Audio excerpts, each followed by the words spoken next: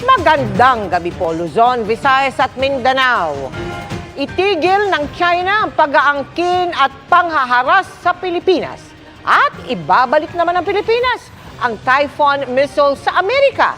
Yan ang hamon ni Pangulong Bongbong Marcos sa China. Kasunod ito ng pag-alma ng China sa pananatili sa Pilipinas ng Typhoon missile system ng Amerika na inilipat kamakailan sa isang sikretong lokasyon.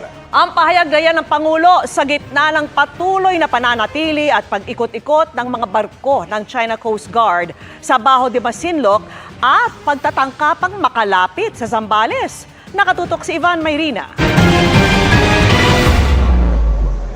May hamon si Pangulong Bongbong Marcos sa China sa gitna ng patuloy nitong pangaharas sa mga barko ng Pilipinas sa West Philippine Sea. Let's make a deal with China. Stop claiming our territory.